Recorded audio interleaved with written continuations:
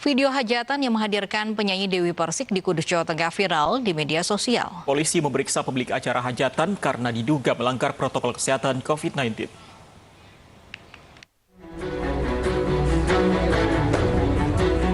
Video penyanyi dangdut Dewi Persik mengisi acara hajatan di Kecamatan Kaliwungu, Kudus, Jawa Tengah belakangan viral di media sosial.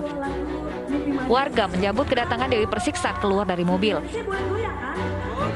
Dewi Persik datang ke acara khitanan yang digelar oleh pemilik produksi busana muslim dan kerudung di Kabupaten Kudus.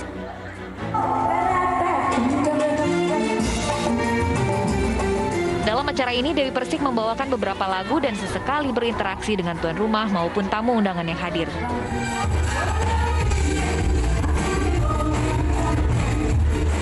Video ini menjadi viral karena tamu undangan banyak yang abaikan protokol kesehatan dengan tidak mengenakan masker. Padahal kasus COVID-19 di Kabupaten Kudus sedang naik drastis setelah Lebaran. Polisi selidiki dugaan pelanggaran protokol kesehatan pada acara ini dengan memanggil seluruh pihak yang terlibat. Hasil dari kita temuan sementara di lapangan bahwasanya Dewi Persik itu setelah hajatan sunatan itu sudah selesai progres dihadiri juga oleh Satgas Covid di kecamatan. Kemudian setelah selesai acara Satgasnya pulang, ternyata memang ada undangan khusus dari Haji yang itu terhadap Dewi Persik selaku teman kemudian baru hadir di tempat itu sekitar jam setengah lima sore. Tidak ada niat dari untuk menyanyi. Permintaan untuknya tidak ada saja, tapi karena Dewi Persik merasa itu adalah temannya, dia menyanyi 2 lagu. Lebih lanjut, Kapolres Kudus menjelaskan dari seluruh tamu yang diundang saat ini masih berstatus saksi. Dari Kudus, Jawa Tengah, Nur Khairuddin, iNews melaporkan.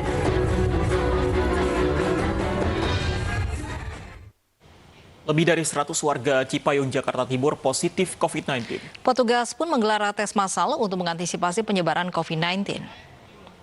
Warga RT 3 RW 3 Cipayung, Jakarta Timur ikut swab tes massal. Swab PCR dilakukan dengan sistem jemput bola agar mobilitas warga dibatasi.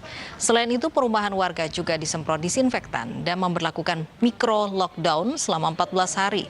Hal ini dilakukan setelah 100 lebih warga Cipayung, Jakarta Timur dikonfirmasi positif COVID-19.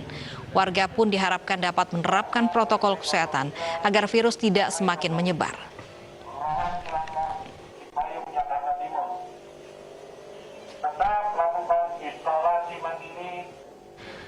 Bagaimana kondisi terkini di sana, kita bergabung dengan rekan Nadia Raisa di Kelurahan Cilangkap, Cipayung, Jakarta Timur, dan Rizka Dior di Kelurahan Srengseng Sawah, Jagakarsa, Jakarta Selatan.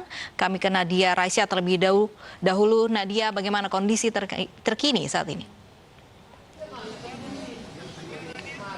Ya, Lofi dan juga Fandi, hingga saat ini di RW 3 Kelurahan Cilangkap, Kecamatan Cipayung masih memperlakukan lockdown mikro karena memang area ini sudah ditetapkan sebagai zona merah. Dan hingga hari ini sudah terkonfirmasi 104 kasus positif COVID-19 dari swab tes massal yang dilakukan terhadap 686 orang. Untuk hari ini swab tes massal pun masih dilakukan dan dikhususkan untuk RT 2, RT 6 dan juga RT 7 untuk mengantisipasi jika ada dari mereka yang berkontak langsung dengan warga yang berada di RT 3. Hingga saat ini pun sudah ditemukan ada 3 orang yang positif COVID-19 dan sudah dijemput dengan ambulans akan dibawa ke Rumah Sakit Ciracas. Memang untuk mereka yang terkonfirmasi COVID-19 dari hasil swab tes massal, ada yang melakukan isolasi mandiri, ada juga yang dirujuk ke rumah sakit rujukan dan juga dibawa ke Wisma Atlet Kemayoran. Tentunya petugas gabungan juga melakukan upaya-upaya untuk mengantisipasi terjadinya penyebaran COVID-19 agar tidak meluas, yaitu salah satunya adalah dengan melakukan penyemprotan cairan disinfektan ke rumah-rumah warga, terutama yang berada di gang-gang kecil yang tidak dapat dijangkau oleh pemadam kebakaran. Selain itu, untuk bantuan logistik juga masih terus diberikan dan berpusat di musola yang ada di RW 3 ini. Dan tentunya ada juga pembatasan bagi warga di sekitar sini, yaitu hanya dapat melakukan aktivitas hingga pukul 9 malam. Selain itu juga untuk fasilitas umum seperti masjid ataupun tempat-tempat umum lainnya juga ditutup. Ya, Lofi dan juga Fandi. Baik, dari Cilangkap kita beralih ke Srengseng Sawah, ada Rizka Dior di sana. Rizka, bagaimana kondisi di sana saat ini?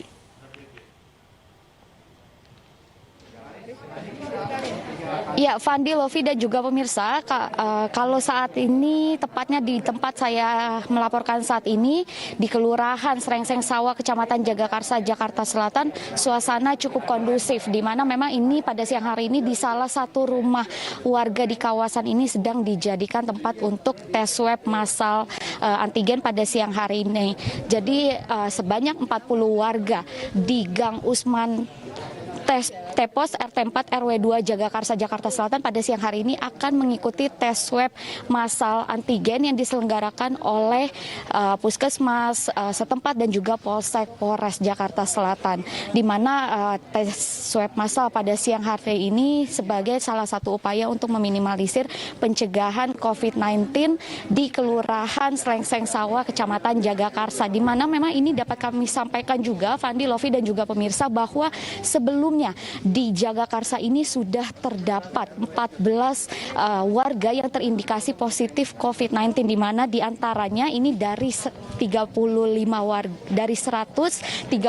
warga diantaranya sudah mengikuti tes swab massal pertama kali, dan terindikasi ada 3 remaja positif COVID-19 dan juga lansia. Sementara itu dari ke-14 warga yang sudah terindikasi positif COVID-19 ini sudah dibawa ke rumah sakit rujukan terdekat di kawasan Jakarta Selatan, namun masih ada juga yang menjalani isolasi mandiri di salah satu rumah warga yang ada di kawasan Gang Usman Tepos RT4 RW2 Jagakarsa ini. Sementara itu pada siang hari ini masih akan diberlangsungkannya tes swab massal antigen bagi ke-40 warga, dan tadi juga sudah ada penyemprotan disinfektan dari pihak damkar setempat. Kembali ke Fandi, Lovi. Baik, terima kasih Rizka Diaro melaporkan langsung dari Jagakarsa, dan sebelumnya ada Nadia Raisa dari Cipayung, Jakarta Timur. Jenazah pasien COVID-19 Muslim asal Tanjung Sengkuang, Kota Batam tertukar dengan salah satu jenazah keturunan Tionghoa. Akibatnya jenazah warga Melayu yang seharusnya dikubur justru dikremasi menjadi abu.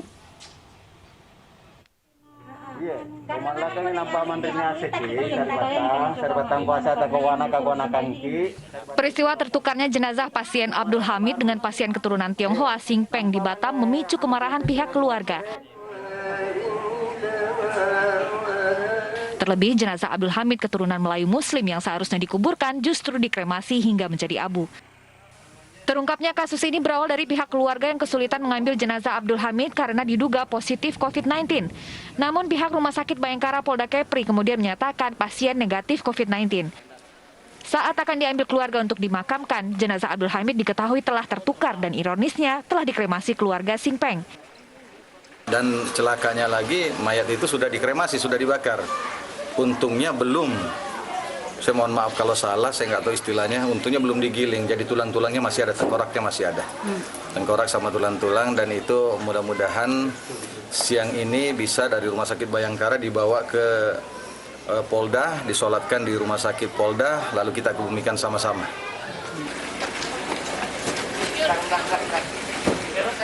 Kedua keluarga sepakat untuk berdamai, namun hingga kini belum ada keterangan resmi dari Rumah Sakit Bayangkara Polda Kepri terkait insiden ini. Dari Batam, Kepulauan Riau, Gusti Yenosa, iNews melaporkan.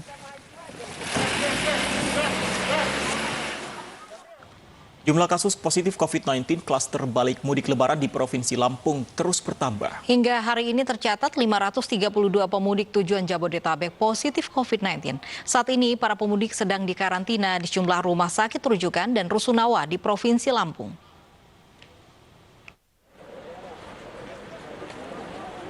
Para pemudik yang melalui Pelabuhan Bakauheni menjalani pemeriksaan antigen secara acak di pos 7 penyekatan mudik di Provinsi Lampung. Hasilnya tercatat 532 pemudik yang terkonfirmasi positif COVID-19. Selanjutnya mereka diisolasi selama 10 hari di tempat yang disediakan Pemprov dan Pemkab Lampung Selatan. Selain mereka yang terkonfirmasi positif, anggota keluarga yang turut serta dalam perjalanan juga dikarantina. Diprediksi jumlah ini akan terus bertambah mengingat masih banyaknya pemudik yang belum kembali dan akan menyeberang ke Pulau Jawa melalui Pelabuhan Bakauheni. Datanya sudah diisolasi 532 orang. Itu pemudik itu 500 sekian ya Bunda? Iya, 532. Untuk di tempat isolasinya di mana saja sampai saat ini? Di Lampung Selatan saja atau di mana Lampung juga Bunda? Oh, sudah kemana-mana. Ada yang di di Lampung Selatan yang di kita pakai adalah Negeri Baru Resort, terus Rusunawa, terus Wisma Atlet ya. Nah sekarang udah ke Bandar Lampung itu sudah asrama haji itu untuk isolasi dan untuk karantina, dan juga ada di Rumah Sakit Urip Sumoharjo, Rumah Sakit Airan sementara ini. Hingga saat ini beberapa tempat rujukan yang dijadikan tempat isolasi bagi para pemudik kewalahan akibat terus bertambahnya pemudik yang positif COVID-19. Dari Bandar Lampung, Andres Avandi, iNews melaporkan. Guna menyisir dan mendeteksi penyebaran COVID-19, petugas dari 3 pilar wilayah Pancoran Mas, Depok, Jawa Barat berinovasi. Petugas memasang stiker khusus bagi pemudik sesuai dengan hasil tes pasca libur Lebaran.